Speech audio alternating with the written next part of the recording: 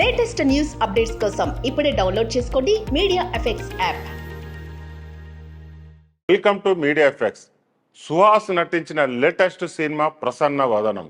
ఈ చిత్రానికి అర్జున్ వైకే దర్శకత్వం వహించగా పాయల్ రాధాకృష్ణ, రాశి సింగ్ హీరోయిన్గా నటిస్తున్నారు. Little thoughts cinemas Arha media banners పై మణికంఠ, జేఎస్, ప్రసాద్ రెడ్డి, టిఆర్ సంయుక్తంగా ఈ సినిమాని నిర్మించారు. ఇప్పటికే ట్రైలరు, టీజరు, సాంగ్స్తో ఈ సినిమాపై క్యూరియాసిటీ కలిగించారు మేకర్స్. ఇక ఇప్పుడు ఈ సినిమా మే 3న ఆడియన్స్ ముందుకు వచ్చింది. మరి ప్రేక్షకులను ఈ చిత్రం ఏ మేరకు మెప్పించిందో ఒకసారి మాట్లాడుకుందాం. ఫేస్ బ్లైండ్నెస్తో అనే కాన్సెప్ట్తో సాగిన ఈ ప్రసన్న వదన సినిమాలో కొన్ని కామెడీ అండ్ ఎమోషనల్ సీన్స్ బాగున్నాయి.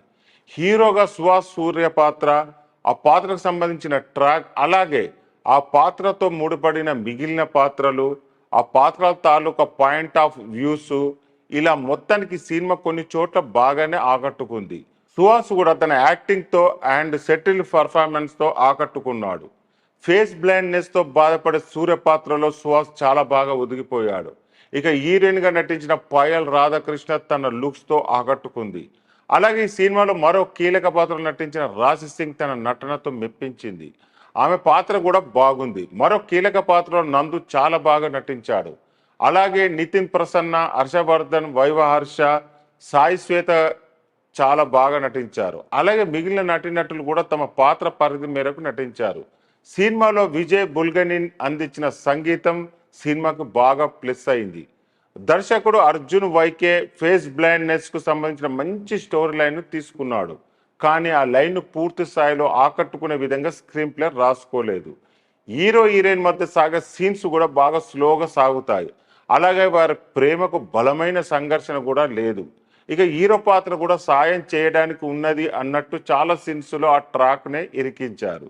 దీనికి తోడు అనవసరమైన ల్యాగ్ సీన్స్ ఎక్కువైపోయాయి.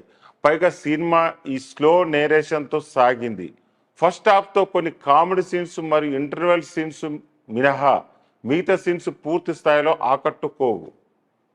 ఇక సెకండ్ హాఫ్ను కాస్త ఎమోషనల్గా నడుపుదామని దర్శకుడు బాగానే ప్రయత్నం చేశాడు. కానీ ఎక్కడ ఆ ఎమోషన్ వర్కౌట్ కాలేదు.